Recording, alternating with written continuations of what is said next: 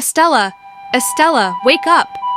My mother's voice was frantic, trembling with fear as she hovered over my unconscious body, the flashing lights of the ambulance reflected in her tear-streaked eyes. "Oh my God, my precious daughter. How did you end up here?" she whispered, clutching Estella's limp hand. "Please, is she going to make it?" her mother pleaded with the paramedics, her heart breaking. As the sirens wailed, Estella drifted between consciousness and oblivion. This is how I ended up here. Growing up, I was the youngest child in a middle-class family. My parents, busy with their small tailoring business, always trusted me to stay on the straight and narrow. "Estella, we trusted you are disciplined and you don't disappoint us." But something changed when I turned 18. I craved freedom, adventure, and the thrill of being noticed. I wanted to break free from the monotony of my predictable life. I was tired of the boring life and daily forceful morning devotion, and that's when Lara entered the picture. Lara was everything I wasn't, bold, confident, and unapologetic. She moved through life with an air of rebellion, her confidence magnetic. I was drawn to her, desperate to experience the excitement she promised. One fateful afternoon, as we sat on the school steps after class, she made her pitch.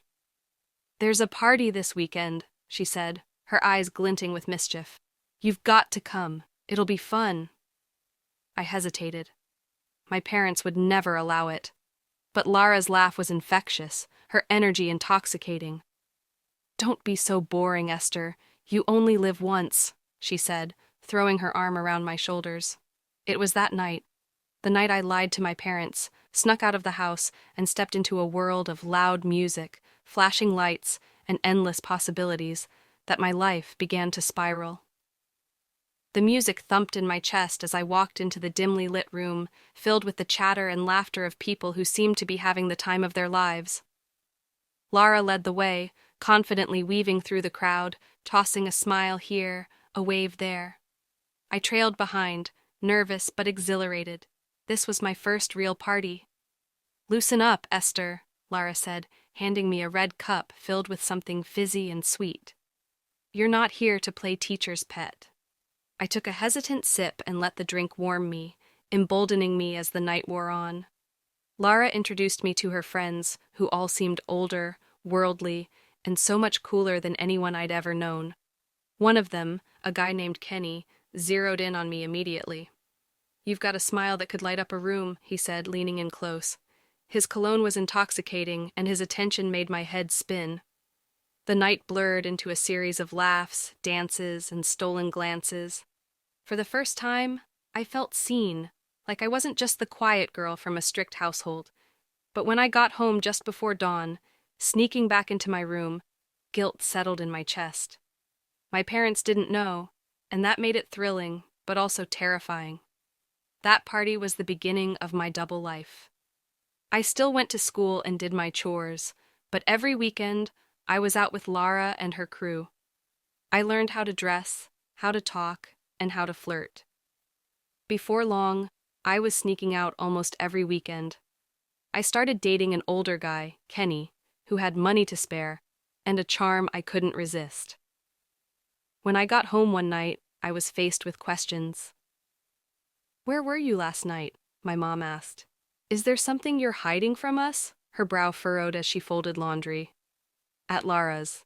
We were studying late," I lied, avoiding her gaze. She didn't push, but I could feel her growing suspicion.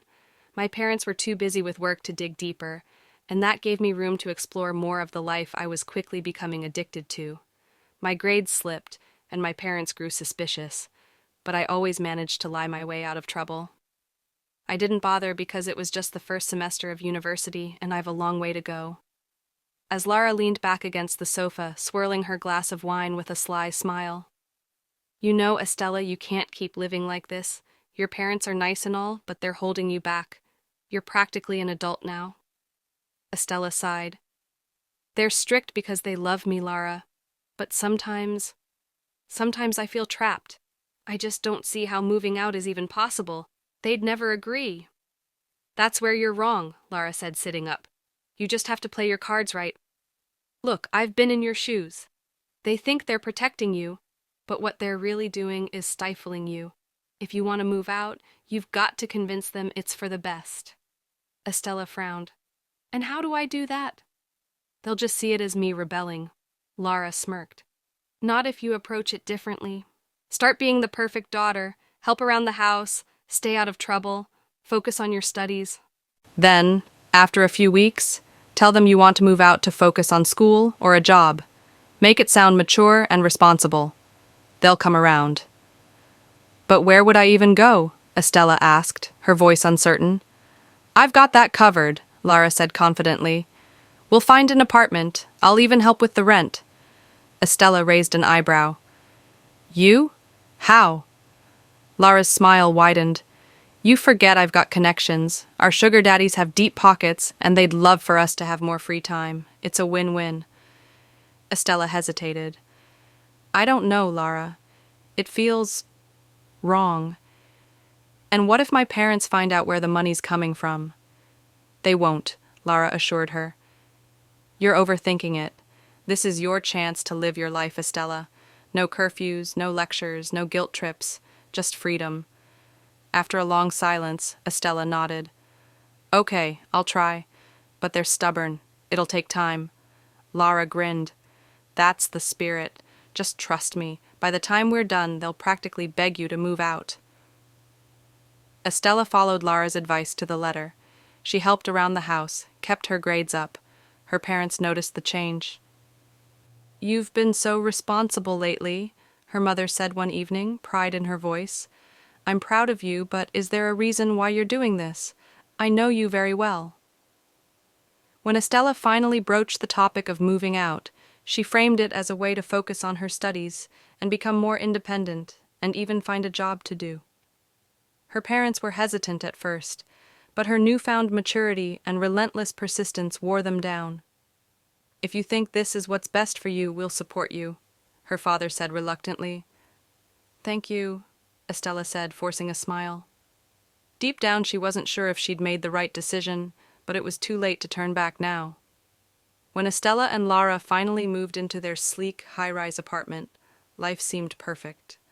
The space was modern and airy, complete with plush furniture, a balcony overlooking the city, and a kitchen they rarely used because they were constantly eating out at expensive restaurants. They threw parties, went shopping whenever they wanted, and even acquired a new luxury car, courtesy of their sugar daddies. Every day was a whirlwind of designer clothes, exotic trips, and VIP club entrances. But this lifestyle came with a cost. Their sugar daddies expected their time, often at inconvenient hours. What started as occasional meetups turned into a full-blown job.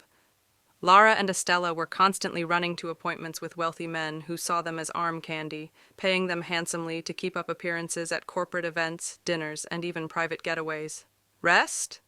What's that? Lara joked one evening as they collapsed on the couch after a weekend filled with back-to-back appointments. It's insane, Estella replied, rubbing her temples. I don't even know what day it is.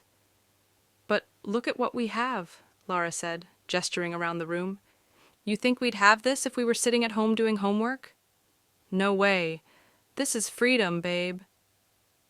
Late one night, after another exhausting day, Estella lay on her bed staring at the ceiling.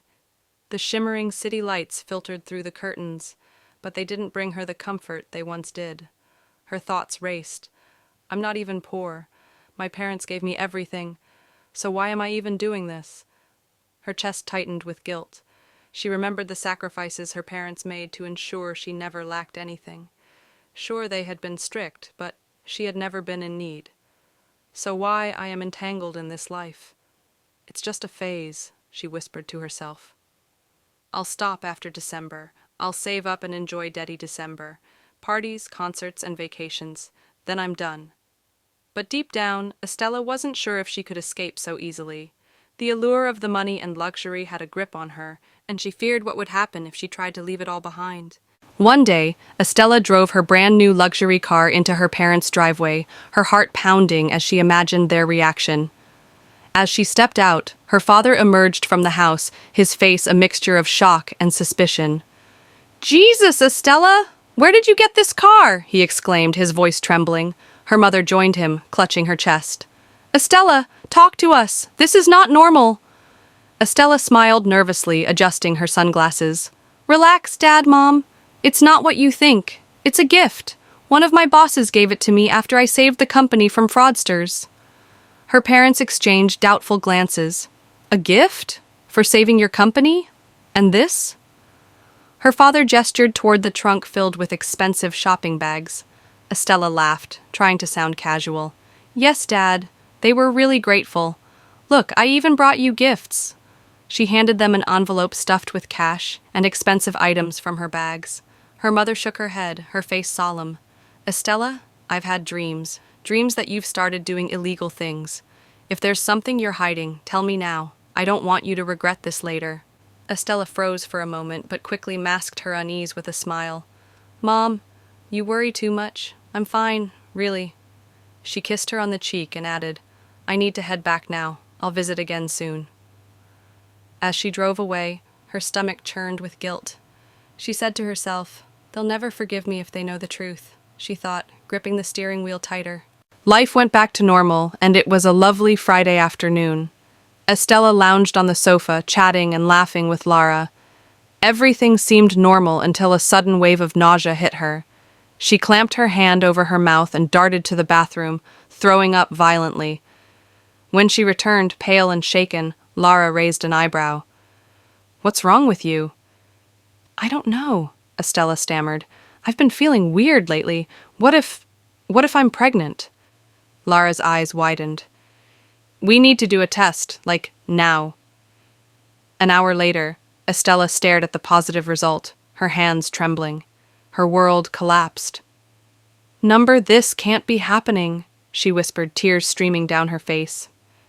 Lara, who had been by her side moments ago, suddenly changed her demeanor.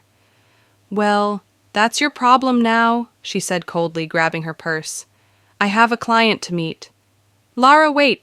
Don't leave me like this, Estella pleaded, but Lara was already out the door.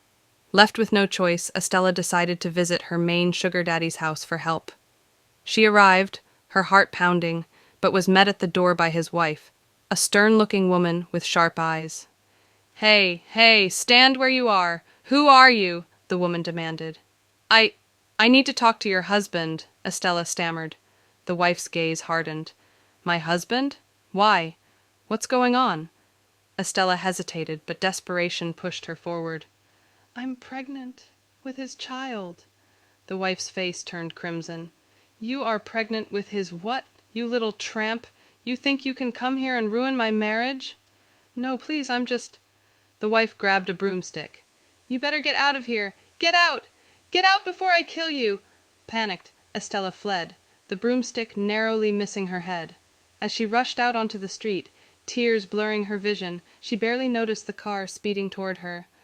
A loud screech of brakes filled the air, followed by a sickening thud. Estella's body hit the pavement, and everything went black.